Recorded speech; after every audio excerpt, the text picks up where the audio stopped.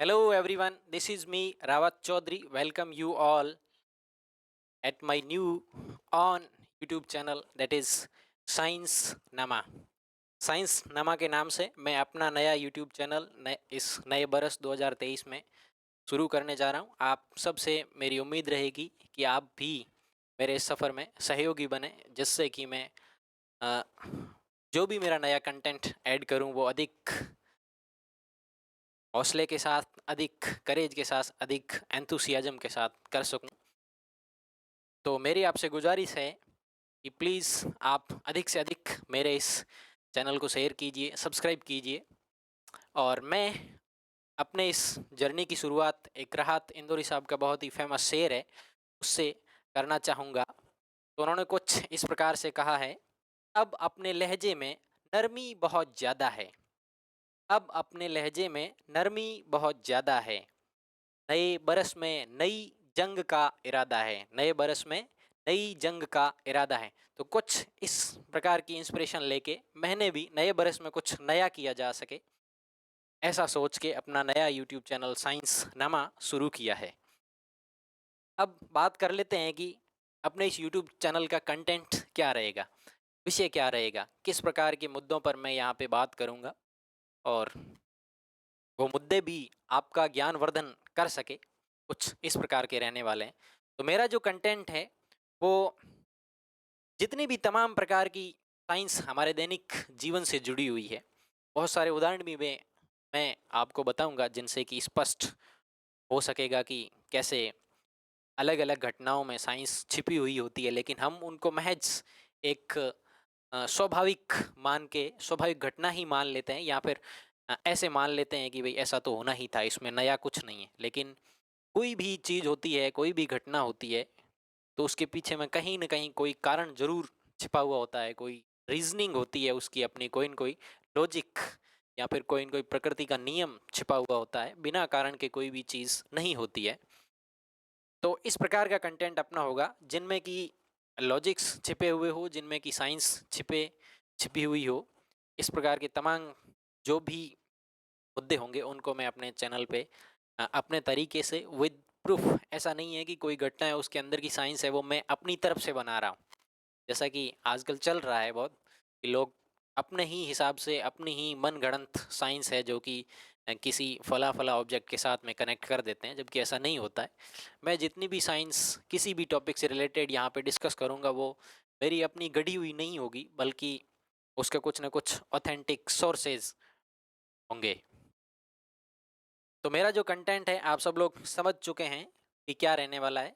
तमाम इस प्रकार की पुरानी प्रथाएं या फिर पुरानी रूढ़िवादी घटनाएं, तमाम इस प्रकार के अंधविश्वास, इन सब से अपन जो है लॉजिकल वेज में साइंटिफिक टेम्परामेंट के साथ में पर्दा उठाने की कोशिश करेंगे।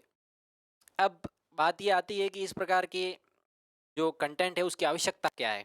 कंटेंट क्या है वो तो मैं आपके साथ डिस्कस कर चुका हूँ, लेकिन इस प्रकार के जो कंटेंट की आवश्यकता है वो इसलिए है क्योंकि हमारा जो एक बहुत बड़ा डॉक्यूमेंट है, जिसके नाते कि पूरा देश विभिन्न प्रकार के रंग रूपों से परिपूर्ण, बहुत सारी विविधताओं को लिए हुए हमारा जो ये देश है, जिस एक ऑथेंटिक डॉक्यूमेंट के नाते कोऑर्डिनेट होता है, उसमें भी लिखा हुआ है कि प्रत्येक व्यक्ति का अपना साइंटिफिक टेम्परामेंट होना चाहिए। प्रत्येक व्यक्ति को जो है वैज्ञानिक दृष्टिकोण से सोचने का हक है, वो ऐसा सोच सकता है या उसको ऐसा करना चाहिए।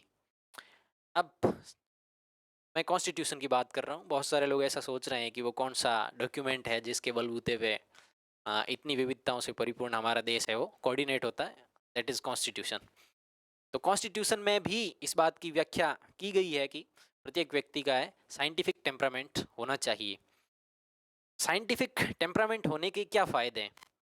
तो मेरे को ऐसा लगता है कि किसी भी मसले को अगर अपन रीजनिंग वाले या साइंटिफिक टेम्परामेंट के नज़रिए से देखते हैं, उसका दृष्टिकोण है वो साइंटिफिक रहता है, तो अगर उसके कारण में जाएं या फिर उसको हल करना चाहें तो वो बहुत आसान हो जाता है। जैसा कि मैं पहले भी बता चुका हूँ कि हर घटना के पीछे में कहीं न कहीं कोई रूल है, कोई साइंस है, कोई कारण है, वो छिपा हुआ है। कोई घटना ऐसे ही अपने आप से ही नहीं हो जाती। उसके पीछे में कोई न कोई नेचर ने लॉ है वो गढ़ा हुआ है, जिसके परिणाम स्वरूप जो है वो घटना हो रही है। तो चूंकि आम लोग यही सोचते हैं, जिन्होंने की साइंस नहीं पढ़ी हुई है, वो ऐसा ही सोचते हैं कि ये तो प्रकृति की देन है, प्रकृति का करिश्मा है, चमत्कार है, और भगवान को जैसा करना होता है वो अपने हिसाब से कर लेता है। जबकि बहुत सारी चीज़ें हैं वो बरसों से चली आ रही है और उनके पीछे में कोई न कोई रूल है। ऐसा नहीं है कि मेरे ख्याल से अब अगर उन रूल को प्रकृति भी बदलना चाहे तो वो संभव नहीं है, क्योंकि कोई न कोई घटना के संबंध में एक फिक्स रूल जो गढ़ दिया गया है वही बरसों तक चलने वाला है, और उसी से ही जो है नेचर चलने वाली है।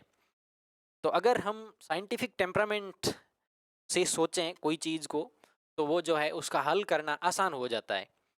उसका जो कारण है वही उसका हल बनता है।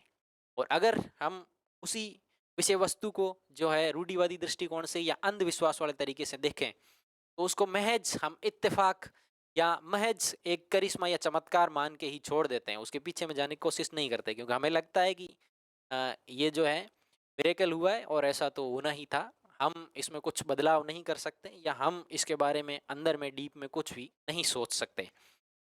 तो अब तक आपको जो है ये समझ में आ चुका है कि कंटेंट क्या है, और इस कंटेंट को लेने का मकसद क्या है। साइंटिफिक टेम्परामेंट, मेरा जो बहुत बड़ा मकसद है वो यही है कि प्रत्येक चीज़ को हम जो है साइंस के हिसाब से सोचें, उसका जो है दृष्टिकोण है वो वैज्ञानिक रहना चाहिए।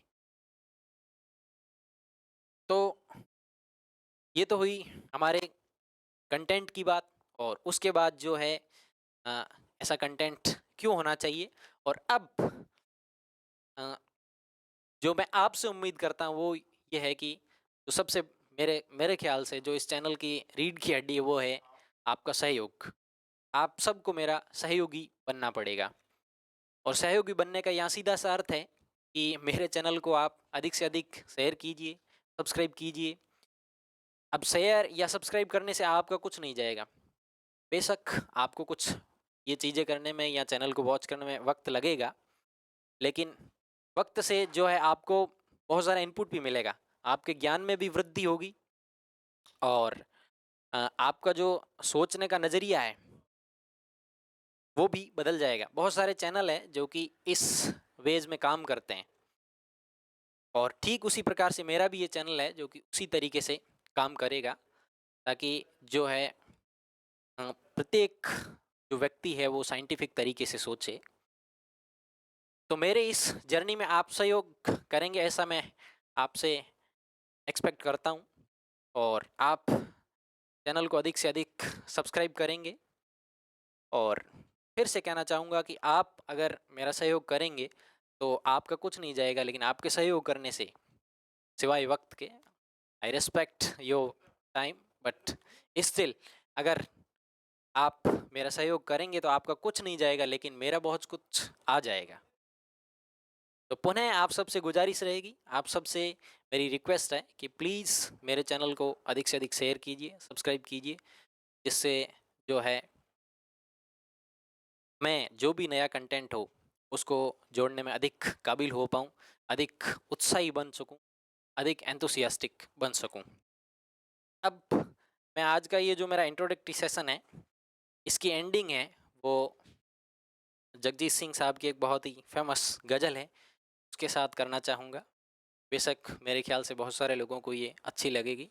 तो वो कुछ इस प्रकार से है कि तुम इतना जो मुस्कुरा रहे हो, तुम इतना जो मुस्कुरा रहे हो, क्या गम है जिसको छुपा रहे हो, तुम इतना जो मुस्कुरा रहे हो। आँखों में नमी हँसी लबों पर, आँखों में नमी हँसी लबों पर, क्या हाल है क्या दिखा रहे हो, क्या हाल है क्या दिखा रहे हो, क्या गम है जिसको छुपा रहे हो, तुम इतना जो मुस्कुरा रहे हो। तो again please share and subscribe my on new YouTube channel that is science नामा। और अगली हमारे जो भी वीडियो होगी उसमें हम कोई साइंटिफिक टेम्परामेंट वाला, कोई लॉजिक वाला अच्छा सा टॉपिक जो आप सबको रास है वैसा लेकर के मैं आप सबके बीच उपस्थित होऊंगा। तब तक के लिए आप सबको धन्यवाद, नमस्कार।